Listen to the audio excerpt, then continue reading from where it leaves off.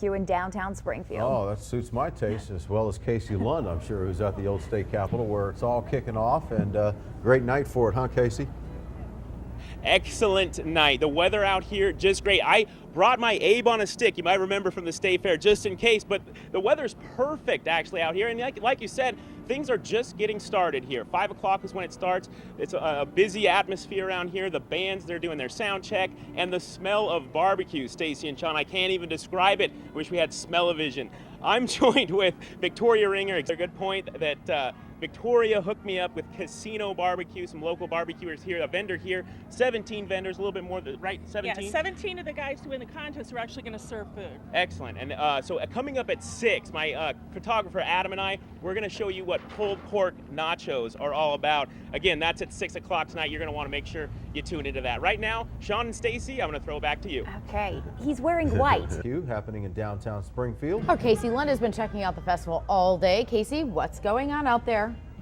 Getting loud. I'll tell you what's going on. I'm trying to make you guys jealous. I'm joined here by Mike Quinlan. He owns Casino Barbecue with his business partner, Russ Schaefer. Now, Mike, the barbecue pulled pork nachos, they're a big hit. People have been lining up. Tell me a little bit about them. And Adam, come in here and let's have a look at these. Tell me a little bit about these. Barbecue sauce, but they're very popular.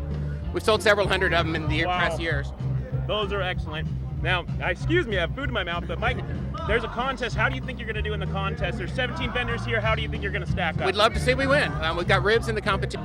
Mike Quinlan, Casino Barbecue. I'm telling you, delicious. $5 admission, kids under 12 free. Capitol Blues and Barbecue Festival. It is awesome. Get down here if you've got a chance. It's a beautiful Friday. Right now, Sean and Don, back to you in the studio. Sounds like a great way to end the week. Thank you, Casey. Thanks, Casey. And it does go on to... It's technology that heals. Whether it's for speech therapy or a retinal exam, veterans can access healthcare professionals via telehealth, saving them time, frustration, and money. When this truck first got here, it was literally filled to the brim with these boxes. Inside, non-perishable food items and other essential products like toothpaste. It'll all go out to more than 400 Springfield families. The home's been boarded up and vacant for 3 years. It serves as a tragic reminder of exactly what happened in this small town back in 2009.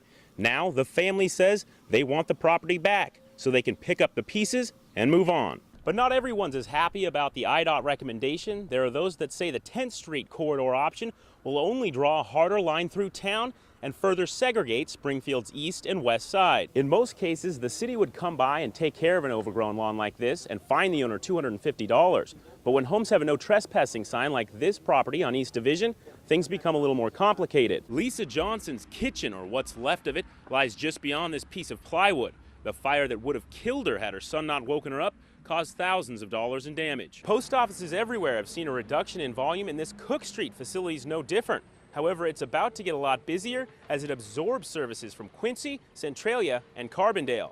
The message from law enforcement is clear. Cuts to state-funded preschool programs like this one here on South 1st Street in Springfield will cost Illinois a lot more down the road. In fact, lightning has such a long range, a strike can still occur even in a place that appears to be sunny. Experts say the best thing to do is play it safe. If you hear thunder, get in an enclosed building. If that's not available, getting in your vehicle is still the next best option. I got a sneak peek, but for now, the door's going to close to the public. It opens back up July 23rd. Reporting at the state capitol, I'm Casey Lund, WAND News. This year, Springfield firefighters have been busy. We've had 4 working fires in about the past 3 days. Chief Ken Fuston says the recent heat wave brings added concerns. It's very hard on the members this time of year, especially with this high ambient temperature. They fatigue quickly, they tire quickly, and as a result, some people get hurt a lot quicker.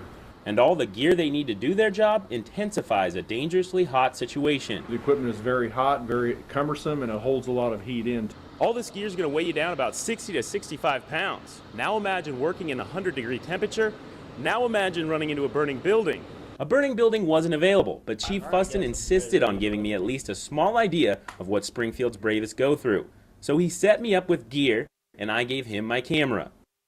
We started with a little exercise and walked down the block just to get the blood pumping. As you start sweating and getting hot inside the gear, it's oftentimes really difficult to let that heat get out of your gear.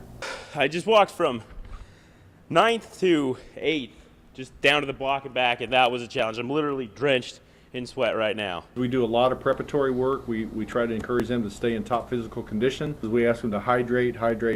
Just stay hydrated because we sweat off so much water weight so quickly. That's something the Red Cross likes to help out with. Or we would send a vehicle or our response vehicle out to a site where they're perhaps battling a big fire and hand out bottles of water, snacks, coffee, stuff like that. They bring out a water canteen in the summer or a coffee canteen in the winter. They're very, very helpful to us.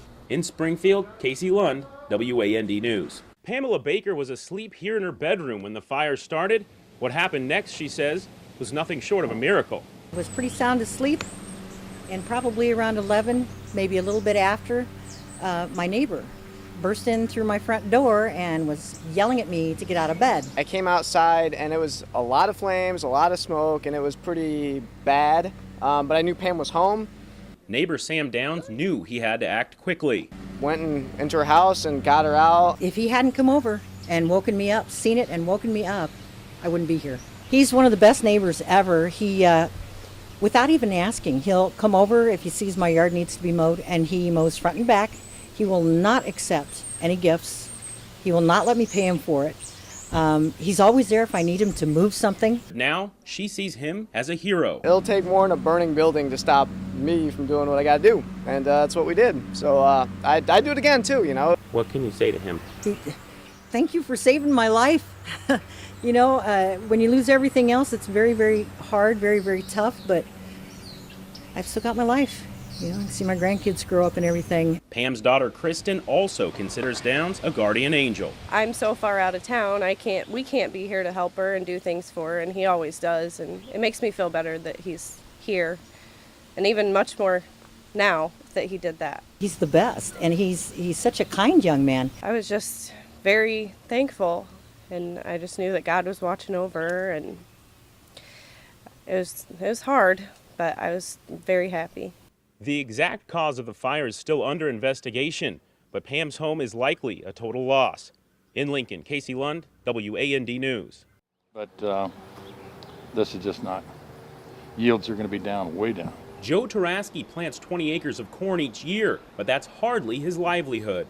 They're just real small. Thank goodness. This is the best looking crop I've ever had in this little 20-acre patch I've got. It was about 3 months ago. I said, boy, it looks so good.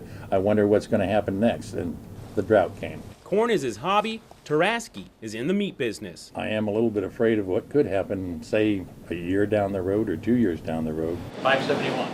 Lack of feed means some stock like hogs will be in short supply and high demand. Come January, when the pigs are supposed to be born, they won't be there. Those pigs would have been marketed, say, in June, and that won't happen in June, so we just won't have that many hogs coming to market. The widespread drought could also make a mess of the beef market. If we don't have corn to feed the cattle, we need something to feed them.